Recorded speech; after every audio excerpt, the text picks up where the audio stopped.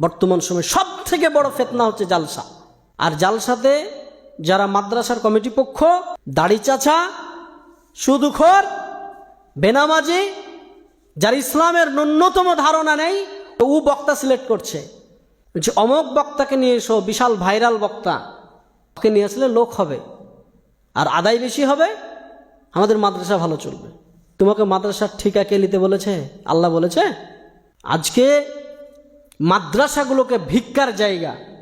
কোন শিক্ষিত সমাজ, মাস্টার, ডাক্তার, ইঞ্জিনিয়ার, প্রফেসর বা যাদের একটু জ্ঞান আছে, তারা মাদ্রাসাকে ভালো চোখে দেখে না। কেন?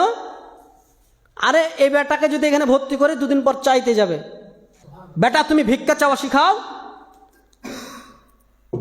মাদ্রাসাতে এই যে জালসা সিজন, এখন ছোট ছোট বাচ্চাগুলোকে 1 মাস আগে থেকে তো ক্লাস নাই, বাড়ি বাড়ি চাল চাইতে পাঠাচ্ছে, যাও জালসা হবে, খানা হবে। তাই ছোট ছোট বাচ্চাদেরকে যাও বাড়ি বাড়ি চাল চেয়ে নিয়ে এসো। ওই মাদ্রাসার আন্ডারে যতগুলো পাড়া আছে, বাড়ি আছে, সব বাড়ি থেকে চাল চেয়ে নিয়ে আসে এই মাদ্রাসার তালবিলিমরা। এবার শিক্ষিত সমাজ কোন নজরে দেখবে? আমি তো চাইবো না যে আমার বেটা ওই বাড়ি বাড়ি চেয়ে বেটাকে আমি চাইবো নাকি? আমি তো জীবনে চাইবো না।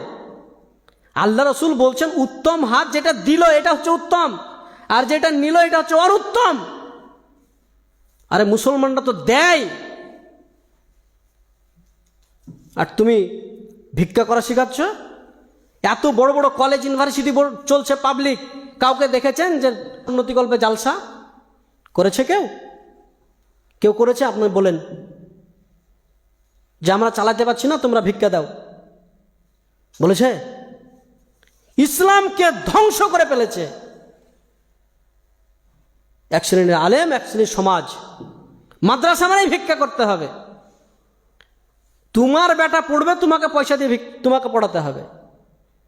আর একটা টেন্ডেন্সি যে মাদ্রাসায় পড়ালে হয়তো কিছু টাকা পয়সা লাগে না, মানুষের ভিক্ষা দিয়ে চলে।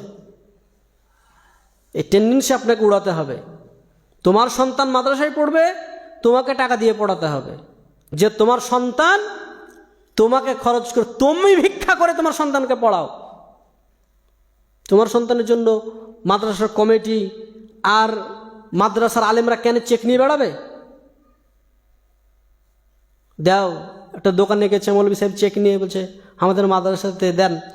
তো ওই দোকানদার বলছে ওইখানে বসেন, ওইখানে বসেন, দিছি। 1 ঘন্টা বসার পরে দিছে 10 টাকা 20 টাকা চেক কেটে দিছে। লজ্জা লাগে না? ভিক্ষা চাইতে গেছো, কার জন্য ভিক্ষা চাইতে গেছো? আজকে সারা বিশ্বে মুসলমানদের অবস্থা আপনি দেখেন। মসজিদের উন্নতি কল্পে জালসা। কে তোমাকে মসজিদ উন্নতি করতে বলেছে? মার্বেল পাথর কে বসাতে বলেছে? আল্লাহ বলেছে? মানুষের ইমান নাই, নামাজির সংখ্যা নাই, মসজিদে টাইলস বসাতে হবে, এসি বসাতে হবে। কে বলেছে? খালি মোরে দেখো, ফেরেশতারা ডান্ডা নিয়ে বসে আছে। গিলাদুন শিদাদুন লা ইয়াসুন আল্লাহ মা আমারহুম। দিনকে মজাক পেয়ে গেছে।